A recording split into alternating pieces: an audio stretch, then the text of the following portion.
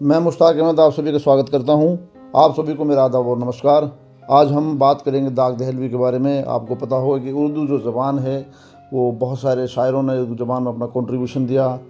मिर्ज़ा गालिब हों, चाहे मीर तकी मीर हों, या इसके अलावा अल्लामा इकबाल हो, बहुत सारे शायर इस दुनिया में हुए जिन्होंने उर्दू ज़बान को प्रोटेक्ट किया, उर्दू ज़बान को मजबूत बनाया, उर्दू ज़बान को आगे बढ़ाया। आज भी हम उनके योगदान पर बहुत ज़्यादा प्राउड महसूस करते हैं। उर्दू जो ज़बान है वो मिस्री संस्कृति का बहुत बड़ा प्रतीक है। उर्दू में एक शायर हैं, आप लोगों ने नाम सुना होगा, दाग दहलवी। एक्चुअल में दाग दहलवी का वास्तविक नाम नवाब मिर्ज़ा ख़ान था, जो कि फ़िरोज़पुर झिरका के नवाब जो शमसुद्दीन थे उनके पुत्र थे।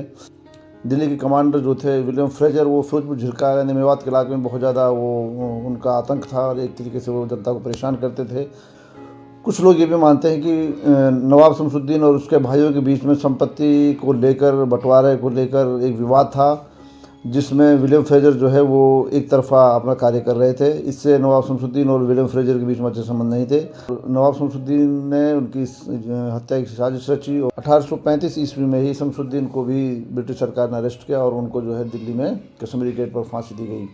इस तरह से उनके पुत्र जो दाग दहलवी हैं, उनका तो अतीत है वो बहुत ही ज़्यादा जो है मजबूत था। वो एक अच्छे परिवार से बिलोंग करते थे। उनकी माता का नाम वज़ीर खानम था, जो दिल्ली में एक जौहरी की पुत्री थी। दाग दहलवी दाबिस्तान दहली यानी दिल्ली विचारधारा की शायरी से ताल्लुक़ रखते थे। उन्होंने अपनी कविता पर पश्चिमी विचारों का प्रभाव नहीं होने दिया, इसलिए उनके विचारों में हमें मौलिकता मिलती है। उस समय जो लिखा जा रहा था वो अभिजात्य शैली में शायरी को लिखा जा रहा था, लेकिन दाग दहलवी ने अपनी शायरी को आम जनता के जनजीवन से जोड़ा। दाग दहलवी पर अप्रत्यक्ष रूप से हम मिर्ज़ा गालिब का प्रभाव देख सकते हैं, क्योंकि जो मिर्ज़ा गालिब की पत्नी थी वो शमसुद्दीन जो नवाब थे फ़िरोज़पुर झिरका के, उनकी चचेरी बहन थी। इस तरह से उनकी रिश्तेदारी बनती थी। दाग दहलवी ने अपना कुछ समय रामपुर के नवाब यूसुफ अली ख़ान के संरक्षण में भी बिताया। ये 1855-56 की बात है, जब 1857 की क्रांति से पहले जो है एक माहौल बन रहा था देश में अंग्रेज़ों के ख़िलाफ़।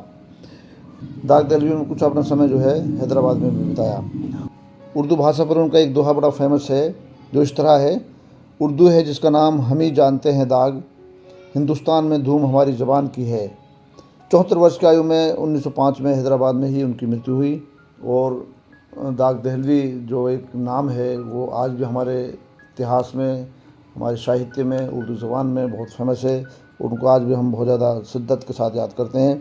उनकी जो शैली थी वो गज़ल लिखते थे, कशीदा लिखते थे, मुखम्मस लिखते थे।